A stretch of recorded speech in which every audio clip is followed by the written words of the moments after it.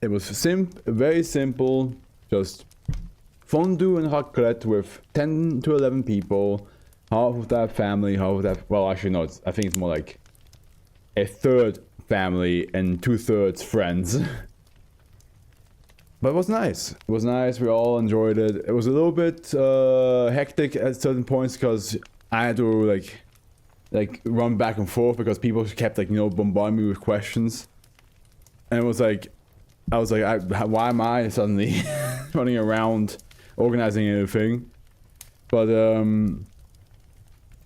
other than that, it was fine. I have a beautiful collection here. I can lift these guys carefully. I can lift these guys up, but the other ones are not that strongly attached to each other. But these guys are. Let me just quickly let's see if I can lift them up. There we go. Look at them. Look at them.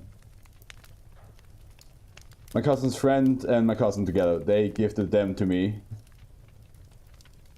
Absolute baller. They're right here next to me. I also got the portable PS5 now. You know, like the handheld one from my best friend. I did not expect that. I was like, what? Out of all the gifts I ever received from like a friend, that's like high level in my opinion. That is almost a gaming console. No, a portable, not purple.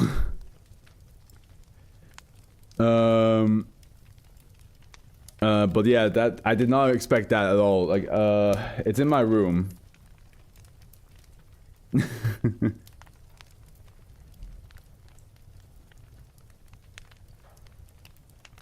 Alright guys, it's been a hot minute since we've done our SCP reading, eh?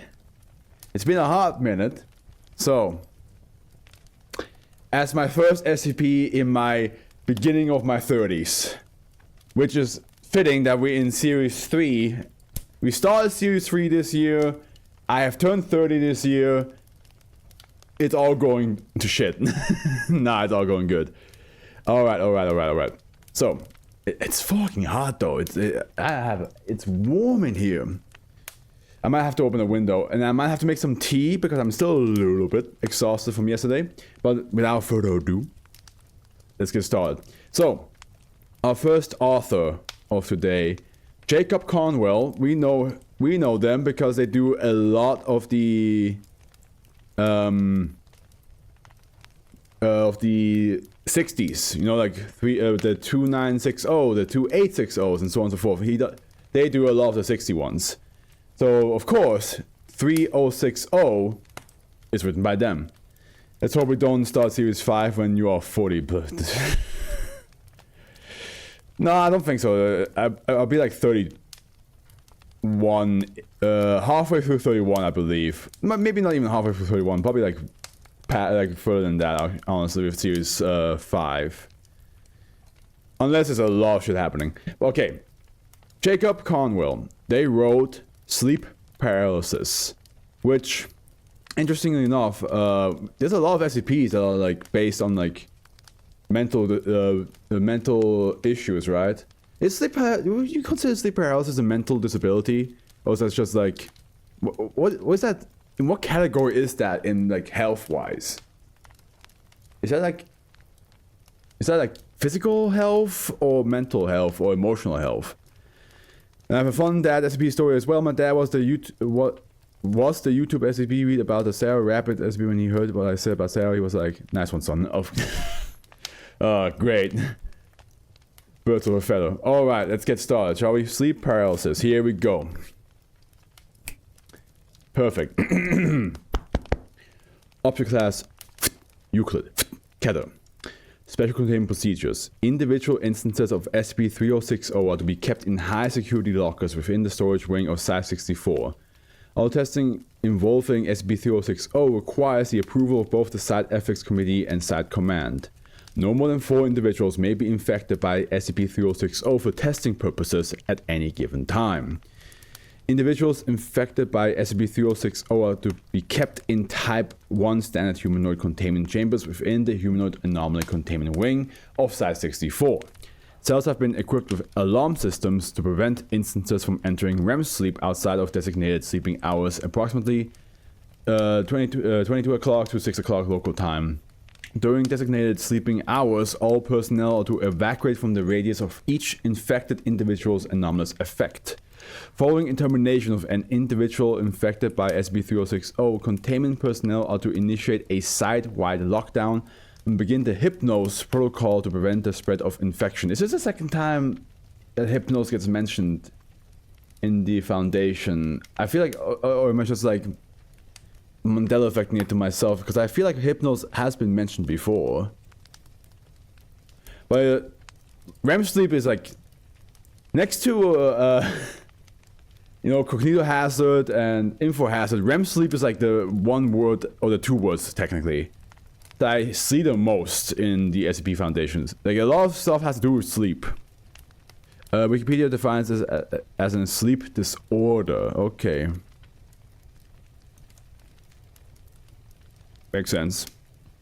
An instance of SCP-3060, see document A for full schematics. Let's have a little closer look at the picture, shall we? Damn.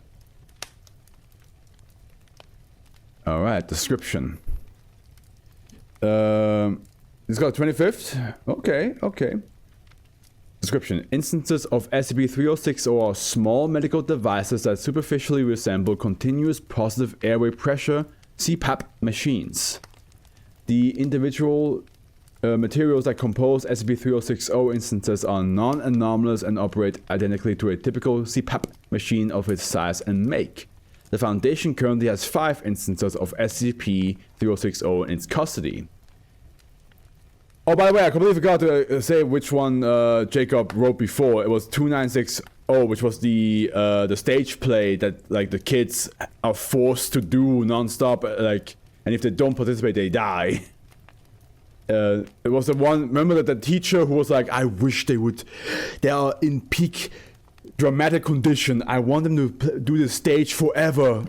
So they got fucking like supernaturally like fused to that play, so they cannot leave the play ever again until like, I think eventually it stopped, but like, yeah. That was the last time, that was the last one we had from Jacob. Sorry, forgot. It's been a while since I've done the SCP reading, I forgot my routine. SCP-3060's anomalous effects become apparent when worn by a sleeping human.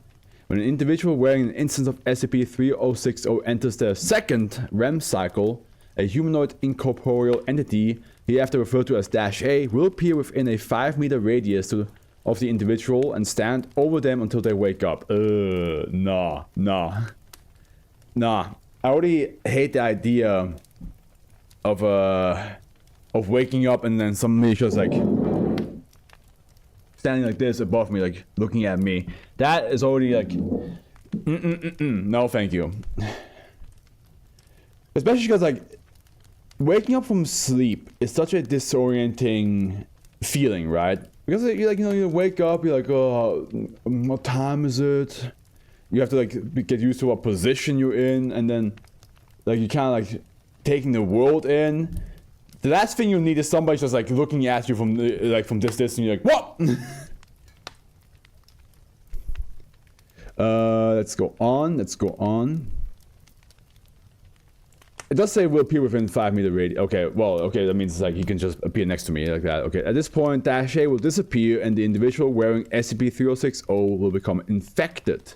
From that point on, regardless as to whether the individual wears SCP-3060, the -A entity will appear when they enter the second REM cycle each night and remain until awakening. That, yeah, sleep paralysis. The sleep paralysis demon. Duh. You know, like, because that's a common thing, right? When you have sleep paralysis, you cannot move, and then you have your eyes open, and like and then like you see like a creature in the room. But in this case, what's interesting, in this case, the person goes away once you wake up. Which, now that I think about it, in sleep paralysis, are you technically asleep but your eyes are open? Or are you awake but you cannot move? I actually never like fully like looked into how sleep paralysis works. I always like knew like, yeah, you have to have part of like you're kind of like stuck. You cannot move. Your eyes are open. You see something coming towards you or anything like that. What was it like? Was it Hat Man?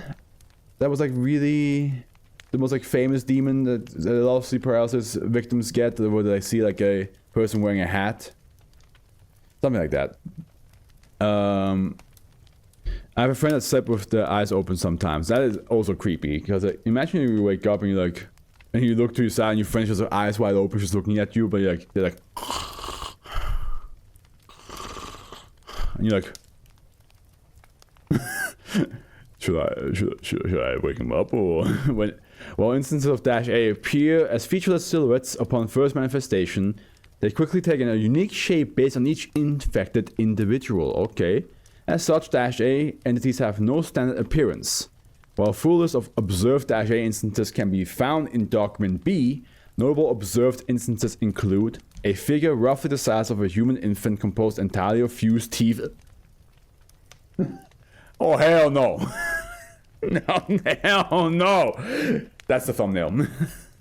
I gotta make a baby out of teeth just floating in midair. A humanoid superficially resembling an elderly woman dressed in dark clothes, lacking a mouth or eyes. The instant's arms are both severely injured with compound fractures visible. A partially disintegrated humanoid composed of ash, dressed in red lingerie. That's kind of fine. That's hot. Just kidding. A naked humanoid covered in tire tracks and showing signs of severe crush injuries.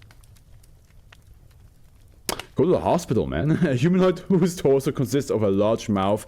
That's just Xing Tian from the Chinese myths, man. That's fine. A clown. I love how all of these are like some sort of like weird like amalgamation of things. They're like two different things combined or like subtracted. And then just clown. Well, what kind of horror will I see? Oh. Well then, okay, sure. While -A entity stands within the presence of an infected individual, any additional human... Do I have my clown sound here? Did I add that? I did not. But I will do, like, waking up to a clown. What the hell is this? Any additional human subject that enters a 50-meter radius of the infected will enter a catatonic state. At this point, an additional instance of -A will appear within the proximity of the infected individual. Okay, yeah, great. So if anybody's like wants to like check in on you, they just fall over. Additional -A entity will then approach the catatonic subject, facing through solid matter if the subject is in a separate room. Upon arriving at the subject, the new -A instance will face its hand through the subject's skull and then vanish, causing the subject to immediately fall asleep. All subjects touched by the -A entity in this manner become new instances of SCP-3060 infected upon awakening. Oh, fucking great. The idea of like some creature just coming towards you is just like, and then their hand just goes into your head and you're like, you just fall asleep. Testing has shown that awakening the infected, whether through physical or auditory stimuli, following the appearance of a -A entity will cause the latter to immediately vanish and catatonic subjects to regain movement. Additionally, -A entities will not approach non-catatonic subjects outside the range of an infected individual's anomalous properties. By the way, we have 28,000 words to read today, so I might have to speed up a little bit. Non-human subjects are immune to all SCP-3060's effects. All attempts to communicate with -A instances have thus far been met with failure. SCP-3060 infection has long-term effects on the health of infected persons. After at least 3 days, infected individuals often begin to display fatigue, mood changes, impaired performance, and memory problems even after obtaining a full night's sleep. Infected individuals often report frequent nightmares, though no central themes or correlations have been observed in the content of said dreams. Within a month, infected individuals will often develop visual and auditory hallucinations, as well as delusions that their mind is no longer their own, but rather has been stolen by someone or something. Soon after, infected individuals descend into full psychosis as they become unable to distinguish the content of their dreams from reality. In extreme cases, after at least 2 months of infection, hair loss, kinetoscopia, partial or complete blindness, somatic complaints, cataplexy, and alien limb syndrome have been observed. Oh, great. Love that. Attempts by medical staff to alleviate these conditions in the long term have thus far been met with failure. Those symptoms are delayed in individuals with previous diagnosis of insomnia. Sleep deprivation has likewise proven effective in delaying the onset of the symptoms of SCP-3060 infection. Research into a cure is currently ongoing. If no human subjects enter the area of an SCP-3060 infected individuals affected during REM sleep for 7 consecutive days, or the infected individual dies, an instance of -A will appear. The -A entity will then proceed to search for the nearest sleeping human. Upon locating of this individual, -A will stand over them until they enter the next REM sleep cycle, at which point the -A entity will reach into the skull and vanish. Reminds me of Cassandra Nova from Deadpool and Wolverine, just like into your skull. At this point, the sleeping individual will become infected. Should the sleeping individual awaken during the process, or -A will be unable to locate a suitable subject within 3 hours, it will vanish without spreading the SCP-3060 infection. I was about to ask, like, is there any way to actually fight it against this thing? Because it sounds like it's gonna be very tough to handle it if it just like looks for the next sleeping human and then just like, your dreams are mine. I wouldn't like this SCP if it produces a snake though. It probably will. It probably like produces whatever you're the most afraid of. So it would be a mirror with a snake head being reflected from the mirror for you.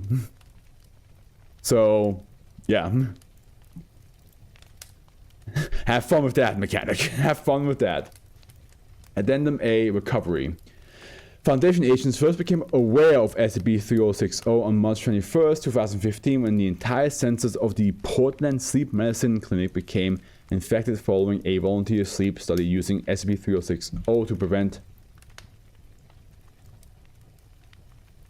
Oh.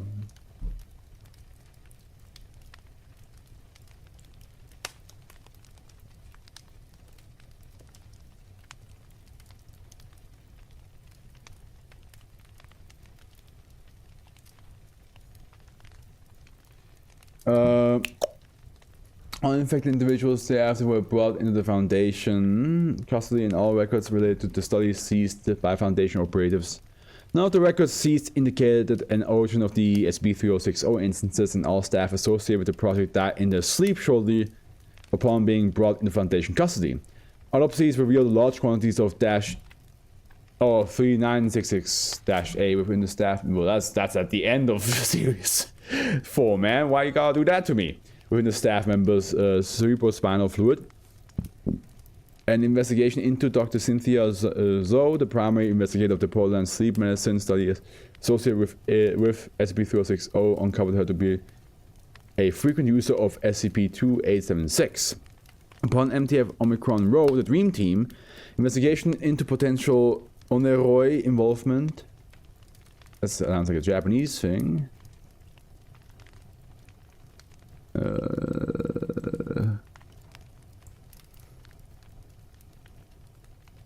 I might be wrong though. Doesn't really give me much info. See, Japanese. I knew it. Is it Oneiro? Yeah. Is a group of interest? Gotcha. But like, just from the sound of it, it sounds very Japanese. Involving the creation of SCP-3060, contacts within the Oneroi Collective have denied responsibility. What is group of interests? Responsibility for SCP-3060 and have indicated that the SCP-2876 app had encountered no less than 4 internal breaches of security, particularly in areas of user information since its launch. MTF Omicron Rho's investigation is still ongoing. Addendum B, video log transcript of test 3060-3. Forward, the following events took place on April 2nd, 2015 as part of the initial containment experiment for SCP-3060. An SCP-3060 infected individual was placed in a standard humanoid containment cell with instructions to go to sleep after being fitted with sensors to monitor brainwave patterns and vital signs. D1260, D2860, D2106, and D2306 were placed in nearby cells within the same holding block as the infected individuals. All cells were equipped with CCTV cameras feeding to the same monitor bank. At approximately 2340, the infected individual entered her second REM cycle. So we have 23, 45, 21. D1260 is playing solitaire at the table in his cell. D2860 is reading on her cot. D2106 is pacing within her cell. D2306 has fallen asleep sitting in his cell's chair. And fifth, the word is not Japanese, actually it's Greek. Oh, it's Greek! Oh, interesting. I did not know that. It sounds like such a Japanese word. Do you know what, is there like any like explanation what it means? Or is it just like a made up word? 23, 45, 48. 58, sorry. Dash A, dash 1 appears standing over the infected individuals and resembles a headless humanoid with arms and legs replaced by spinal columns. Ugh. Shortly after, an additional 4 instances of Dash A appear. Each additional instance resembles a featureless humanoid silhouette. The instances remain standing over the infected for the next 5 minutes. All D-Class personnel appear to have become catatonic. Those D-Class wake have expressions of distress upon their face. In Greek mythology, Oneroi are the personified. Oh my god. Those! Okay. Is it written differently? Wait a minute. Oh yeah, no, it's yeah, okay. Yep. Yeah, the Sons of Hypnos. Yeah. Yeah. There were the personification of dreams, there were Morpheus, Propeto, and Phantasos. Yes. Yeah, okay, that makes sense. I never looked into like the Sons of Hypnos, but I do remember now. Yeah, now you mention it, that makes more sense. Yeah. Okay. 2351. Dash A2 turns and leaves the infected cells, facing through the door and entering the hallway, where it then phases into D2306 cell. Dash A-2 stands over the D2306 for several seconds, then bends over and places its face near 2306 ear before reaching into his skull. That is, don't do that. There's no need for that. There's no need to be like, you know what I mean? Like, don't do that to me. 235330. Dash-3 phases through the floor and vanishes for several moments before phasing up through the floor of D2860 cell, through her cot, then through her. Dash A3 remains motionless for several moments as it looks down at D2860, who appears to be struggling against her catatonic state. Dash A3 then slowly reaches out and closes D2860's eyes with its hand and reaches into her skull. Sleep. 235545. Dash A2 removes its hand from D306 skull and takes the shape of a male human with mathematical symbols in place of facial features. Dash A2 vanishes. 235615 Dash A4 climbs up the cell wall and phases through the ceiling and vanishes for several moments before phasing into D2106 cell through the ventilation grate. The instance drops down and walks around D2106 as she struggles against her catatonic state. D2106 falls over. Dash A4 wraps its arms around D2106 and begins to caress her head. After several moments of this, Dash A4 reaches into D2106 skull. A lot of skull reaching in this. I mean, yeah, it's the only way they can do what they do. 2357-46-A3 removes its hand from D2860's skull and takes the shape of a humanoid composed of a tightly wound thread. A variety of spiders are visible crawling in and out of the opening along -A3's body. -A3 vanishes. 2358-42-A5 leaves the infected cell, phasing through the walls from cell to cell before finally arriving at D1260 cell. -A5 stands across the table from D2160, staring at him several moments while caressing his hand. Don't. D1260 struggles against his catatonic state. -A5 reaches into D1260's skull, then past midnight 47. -A4 removes its hand from D2106 skull and takes the shape of a featureless white humanoid dressed in a Foundation lab coat. Interesting. -A4 vanishes. And then 2:30 past midnight. -A5 removes its hand from D1260's skull and takes the shape of a featureless black humanoid dressed in an amalgamation of paraphernalia from various authoritarian regimes. -A5 vanishes. Okay, then 5:38 after midnight. -A1 remains standing with the infected until she awakens at approximately 4:50. Damn. 4 hours and 50 minutes later. Well, 45 minutes later. Addendum C, interview log -6. The following interview was conducted as a part of routine mental health monitoring for SCP-3060 infected individuals on the 3rd, 2016. I need to double check it. Howard tell me to like read any tales? No. It's all just logs today. Well, I'm still gonna click on this.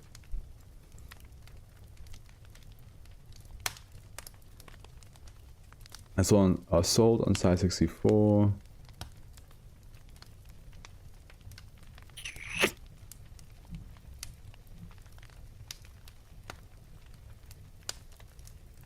Unsure. This does not look like something we need to read. Alright. Interviewed, researcher Joanna Corbin. Interviewer, researcher Roland Ferro.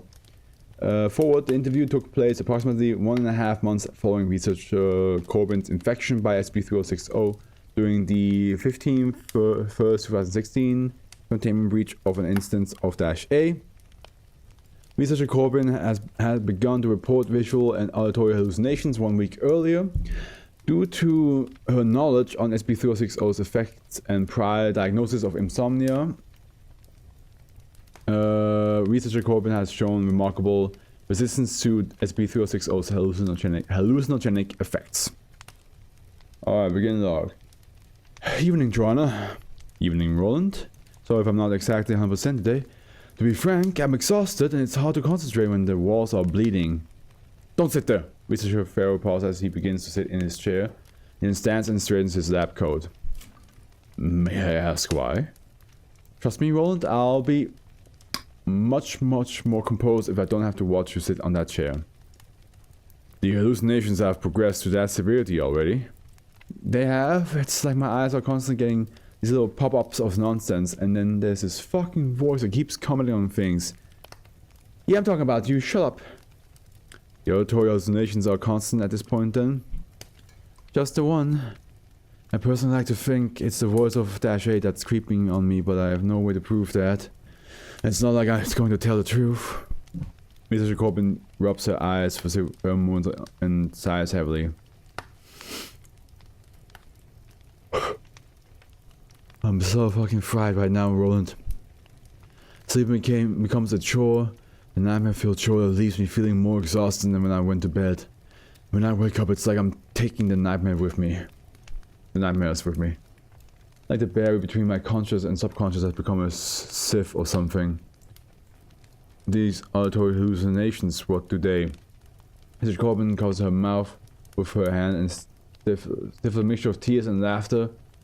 He then points at Researcher Pharaoh. Your face has just melted off, Roland. We should probably hurry this up. I don't know how much I can take. Right. These auditory hallucinations, what kind of things do they say? Comment on thoughts I have, on things I see, sometimes asks me about myself. I have to say, when the other infected said they felt like the mind wasn't their own, I didn't really know what they were saying. But sure as hell do now. Do you believe that the voice is trying to control you, command you, influence you in any way? Fuck if I know, Roland. If it is, it's doing a pretty shitty job at it. Honestly, I'd say it's just here for the headspace and to enjoy the ride, but again, what the hell do I know? Mrs. Corbin then closes her eyes and places her head in her arms upon the table. Can we be done, please? I'm afraid we just have a few more things to get through before we're done. Bear with me. Alright. Researcher Pharaoh quickly writes down several sentences on a piece of notebook paper. How are you describing this auditory hallucination? It may sound like a separate intelligence. I'm writing down a few questions I'm going to want you to ask it. Researcher Pharaoh slides a piece of paper to Researcher Corbin. Corbin eyes the document for several moments and turns her head towards the edge of the table. Corbin then sighs in frustration before rubbing her temples. The words smudged like ants off the page, Roland. I can't read this. That must be annoying.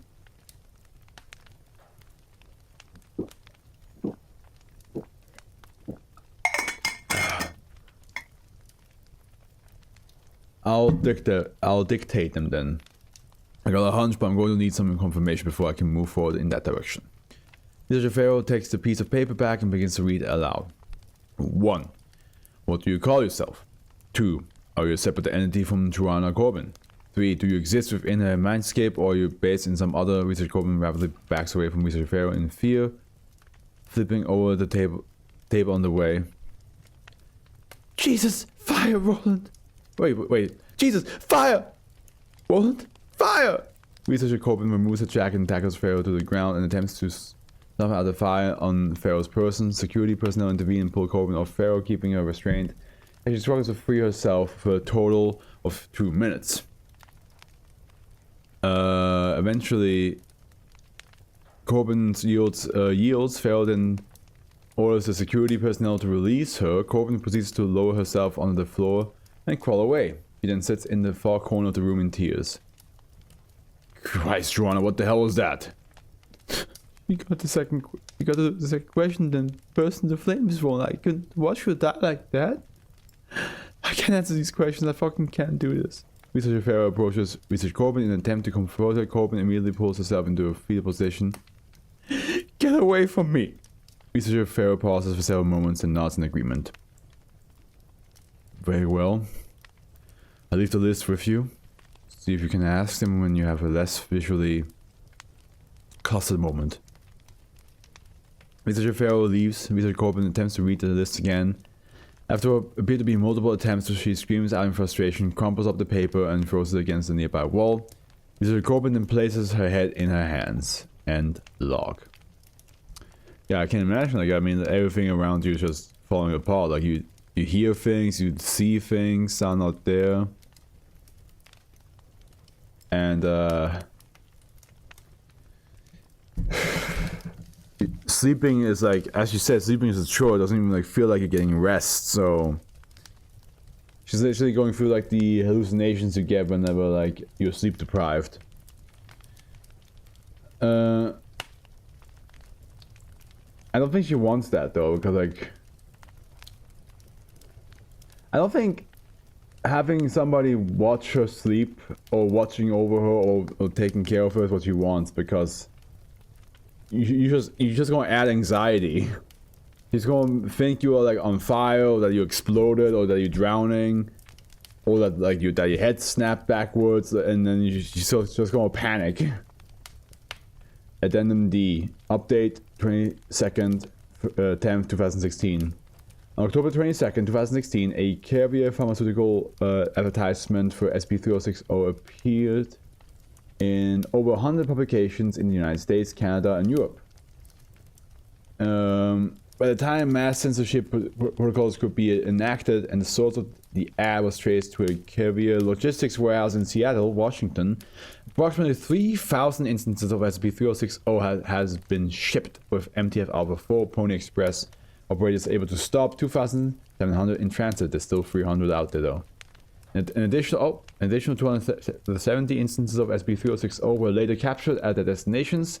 Currently, 30 instances of SCP-3060 remain uncontained. Oh shit. They're still out there. Warehouse staff were oblivious to the effect of their devices when interviewed, having all been hired within the last 2 weeks. Makes sense. For a quick buck, you have to do. People will do things for money and then not realize that it's anomalous. Cannot blame them. Over half these individuals were users of SCP-2876 prior to the higher date. I have to look up which one 2876 is again. 2876. Oh yeah, the ones who like you can like have an app to order your dreams. Yeah. Okay, that makes sense. All warehouse staff brought into Foundation custody died in their sleep shortly afterward. As before, large quantities of -A were found within the warehouse staff, a CSF during autopsy. An investigation to both Carrier Pharmaceuticals and Carrier Logistics is ongoing. As of the 25th, 10th, 2016, an unknown number of SCP-3060 infected individuals are currently believed to be uncontained, with outbreaks occasionally occurring in several major metropolitan areas. Attempts to contain SCP-3060 infected individuals are ongoing. Due to the SCP-3060 infection remaining largely undetectable within the general public until end-stage symptoms manifest, several mobile task forces are on standby to investigate reports of multiple psychotic breaks and acts of violence occurring within a short time frame within the same geographic area. SCP-3060's object class has subsequently been updated to Keter. Pandemic levels of SCP-3060 infection are currently being considered as a potential AK class end of world scenario. Yeah, I mean, we saw how they can spread to people who are just nearby, so if you're unlucky and this gets like used in a like very urban area, you're screwed. If somebody has this SCP in the city, that's gonna massively quickly infect everybody. Nothing you can do about that. We would have to like find a way to like isolate every individual person that's infected by it completely. Like you have to like keep 50-meter radius away from everybody else, which is, if you got 10 people infected in the city, that's all gonna be tough enough, because you have to first find them, second pull them away, and we did read that like some of them even died when they got like transported to the Foundation's place. So it also sounds like the SCP does not like being carried away from the original infection point too far. Maybe. Who knows? Who knows what it could be?